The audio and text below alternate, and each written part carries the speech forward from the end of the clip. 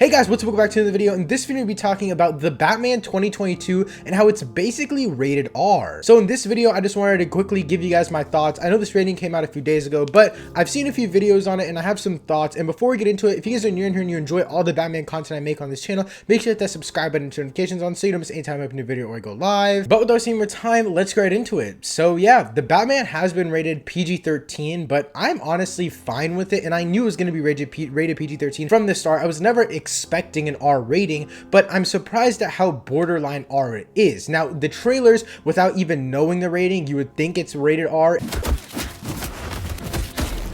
And even Robert Pattinson, the first time he saw the Batman cut, he literally thought it was rated R. But first I want to go over what makes this movie rated PG-13 and then compare it to another PG-13 Batman movie as well as another rated R superhero movie. So the Batman 2022 is rated PG-13 for strong, violent, and disturbing content, drug content, strong language, and some suggestive material. Now the only thing left to make this movie rated R would be more suggestive material, and that can either be through action or sexual stuff, which I doubt that the movie would have ever gone that sexual. But no, in all seriousness, it's definitely wasn't gonna have like the slitting of throats and blood going everywhere like, for example, the Kingsman movies have. But now I want to quickly talk about The Joker, which came out in 2019, and it was rated R for strong bloody violence, disturbing behavior, language, and brief sexual images. Disturbing behavior and language and sexual images are out of the picture here, but I quickly want to just talk about the bloodiness because it specifically says bloody violence, whereas for the Batman it just says strong violence and disturbing content. Strong violence to me is probably going to mean that we're going to see people like borderline die, but there's just not going to be nearly as much blood as the Joker, for example, had. For example, that one scene of the Joker where he's bashing like the midget's skull into the door, whatever that was, he like stabs him and stuff like that. Like that stuff is crazy. I doubt we're going to get that in this movie, but we could definitely have that happen, but just off camera and then the blood squirting to someone or onto Batman's face or something like that. Like we could still see blood, just not on a person or like directly coming from them, but off camera. But now I want to talk about The Dark Knight, which came out in 2008, and a lot of people thought that this movie was pretty disturbing. It was pretty grounded when it comes to Batman movies. It had some really basically disturbing themes, especially going off of the Joker. And the reason The Dark Knight was rated PG-13 was for intense sequences of violence and some menace. That's literally it. But the Batman has like 4 things that they said for the PG-13 rating, which shows that it's basically borderline rated R. So in my opinion, it's rated R. Like I'm just gonna say it's rated R because I think it is. And I'm kind of scared for this just because I feel like they should have just gone all the way and rated it R if they were gonna cut it this close.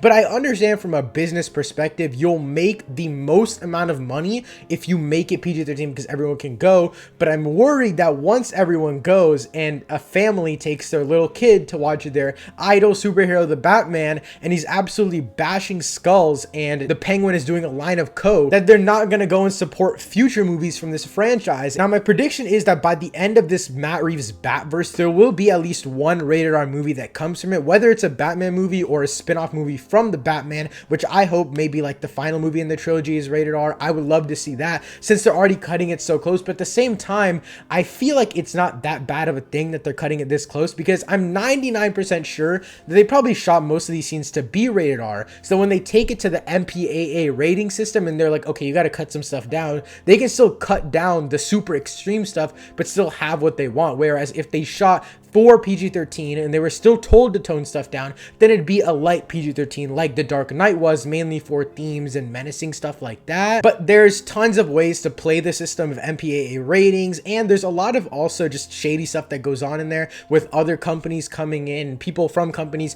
working at the MPAA and trying to rate other films like rated R when they shouldn't be. But I think this movie will also do one super important thing to the movie community as a whole, which is it could add another tier of rating. Right now we have G, PG, PG-13, R, and then NC-17, I think. Now, NC-17, I've never seen an NC-17 movie. I've never even heard of one. But I think that this movie might add or bring up the discussion of adding another tier into the MPAA rating system just because of the fact that it might be too borderline PG-13 to where people complain about it being too gory, too crazy for families to watch, since it's the Batman and it's basically a child superhero that's been marketed towards children for so long, and and now he's getting borderline rated R, so they might add another tier between PG-13 and rated R just for parents. There might not be a restriction on it because PG-13 obviously doesn't have a restriction right now, and you shouldn't just add a restriction in the middle of PG-13. You might as well just add a whole nother tier, and that's where the Batman could lie. And that could also give them a little bit more leeway. That could